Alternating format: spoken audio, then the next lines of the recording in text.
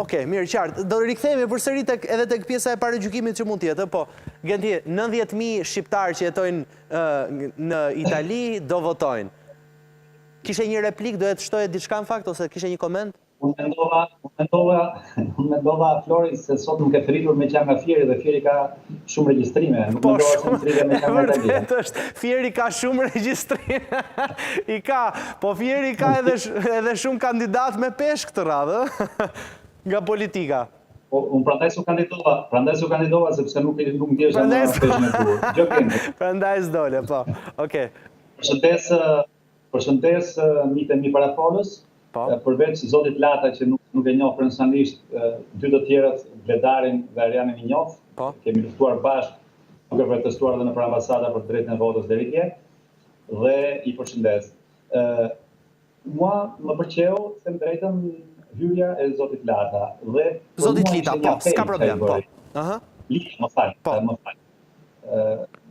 Për mua ishte një apel që ai bëri, që është shumë e rëndësishme dhe që është një merak që pasur dhe unë them drejtën. E kam shprehur dhe në për artikull të ndryshëm me tjera. Fakti që mbushen plot ato sallat, kur lideri një partie, qoftë ai në pushtet, qoftë ai në opozit, vinë për diasporë, pra që ndiqen dhe ozanohen si ata rockstarët e famshëm, pra njerëzit vdesin për një fotografi, na prekupon. Dhe kjo është një numër i madh i diasporës. Është e vërtet që joshen, unë kam pas probleme, unë shkruaj artikuj, nuk e di, në gazetën e Parmës, para shumë vitesh, ku shkruaj me një sens kritik për shtetin, për atët time, për vendin tim. Sepse vetëm duke diskutuar me sens kritik, ne mund ta shpëtojmë atë vend. Jo duke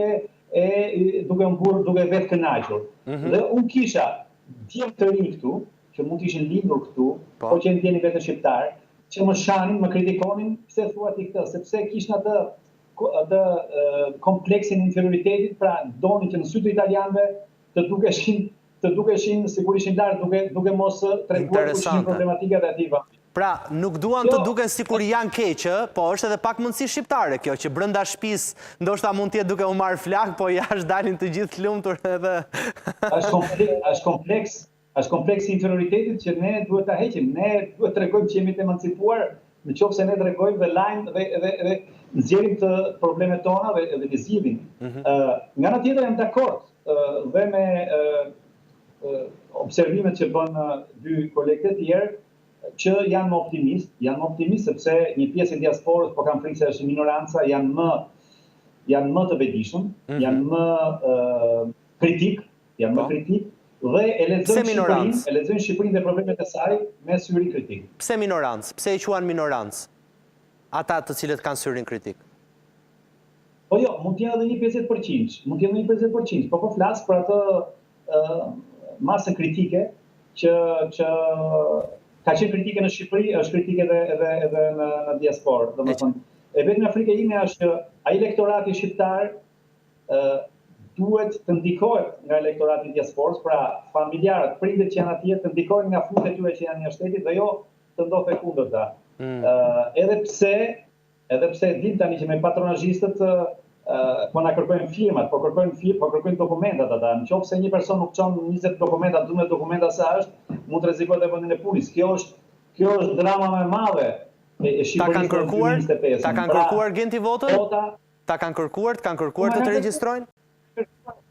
Ma kanë kërkuar, jo nga Shqipëria, ma kanë kërkuar miku im këtu në Itali, që ja ka kërkuar miku në Shqipëri. Kushuria po, që ka thënë, më duhen kaq dokumenta sepse ja kanë kërkuar lart. Pra, një edukatore në Kopësht, një mësuese, kjo është drama më e madhe e këtij voti dhe ne këtë do të luftojmë dhe thirrja që do t'i bëjmë diasporës është të votojnë për të shërënjosur këtë mentalitet që na kthen brava dhe që na bën na komandon të vetëm një gjë që ne e kemi tonën, të drejtën e votës. E vetmja shprehje e vullnetit tonë është vota, nuk kemi asgjë tjetër në dorë. E qartë, mirë, do më thonë mua e pas ke bërë emisionin opozit gjithin.